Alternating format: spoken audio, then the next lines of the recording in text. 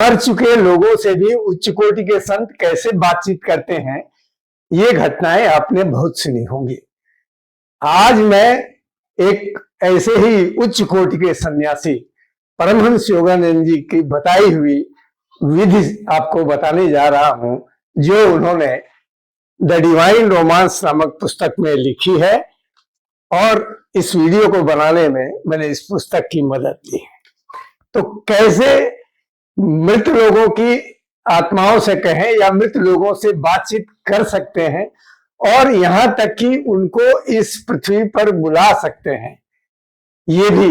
नमस्कार, मैं हूं विनय बिहारी सिंह। मेरे YouTube channel tea break with Vinay Bihari Singh पर आपका बहुत बहुत स्वागत है।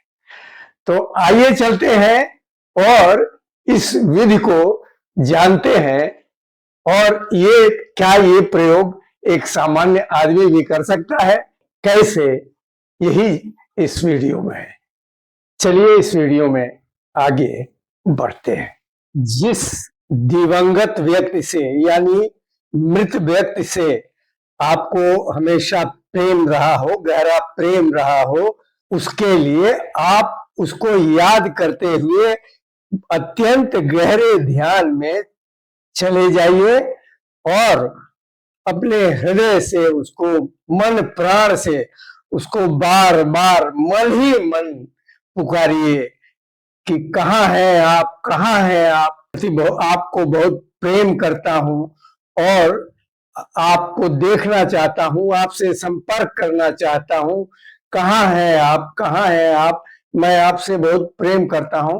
बार बार यह बात दोहराते रहिए लगातार, और ध्यान रहे इस बीच आपका मन बिल्कुल चंचल न हो। ध्यान उस व्यक्ति के अलावा किसी और जगह जाए ही नहीं। ऐसा गहरा ध्यान करते रहिए और लगातार, भले आपको उस व्यक्ति से संपर्क हो रहा है कि नहीं ये महसूस न हो, लेकिन ये बात आप बार बार करते रहिए। गहरे ध्यान में बैठिए और बार बार पुकारते रहिए कि मैं आपसे संपर्क करना चाहता हूं, मैं आपसे संपर्क करना चाहता हूं। तो एक दिन क्या होगा कि आपको वह व्यक्ति सपने में आएगा। इसका मतलब यह है कि उस व्यक्ति तक आपका संदेश पहुंच चुका है और वो भी आपसे मिलना चाहता है। फिर भी आप उसी तरह गहरे ध्यान में बैठकर पुकारते रहिए। मन ही मन पुकारना है, बोलना नहीं है। और हृदय मन से बिल्कुल उसी तरह पुकारते जाइए। तो एक बार वह दोनों भावों के बीच में, जब आप ध्यान कर रहे होंगे, तो अंधकार जो आंख बंद करने को होता है, इन दोनों भावों के बीच में प्रकाश के बीच प्रकट होगा और दिखाई देगा। तो वो आपको बता रहा है कि मैं आपका संदेश पा रहा हूं। फिर भी आप उसका ध्यान करते रहिए, पुकारते रहिए, और एक दिन ऐसा आएगा कि वो बिल्कुल आपसे, आपको लगेगा कि वो संपर्क करना चाहता है। तब आप उससे कहिए कि आप मेरे सामने प्रकट होइए, मेरे सामने प्रकट होइए, मैं आपके लिए ध्यान कर रहा हूं, आप प्रकट होइए।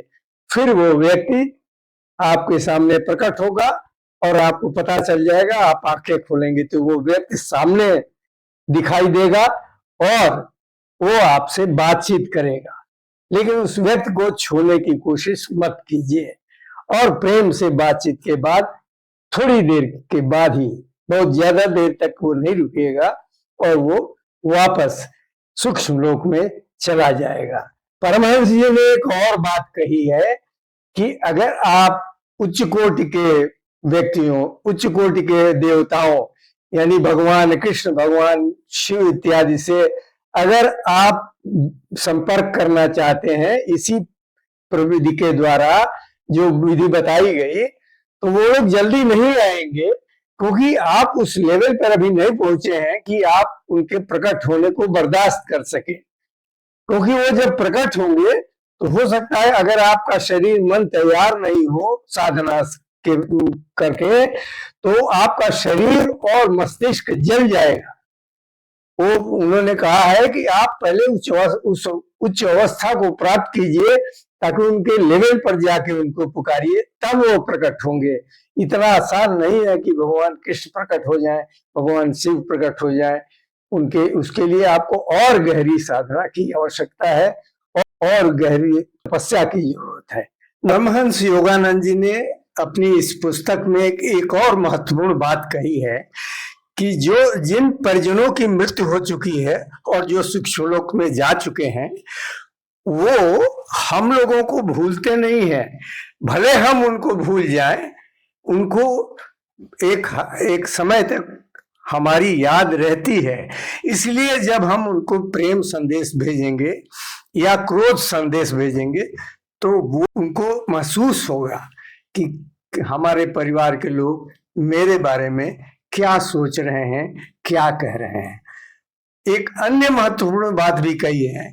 उन्होंने अपने बारे में कहा कि जब मैं बाईं करवट सोता हूं, तो निगेटिव जो आत्माएं हैं, निगेटिव, वो काली छायाएं हमारे पास आती हैं, हमारे सामने आती हैं।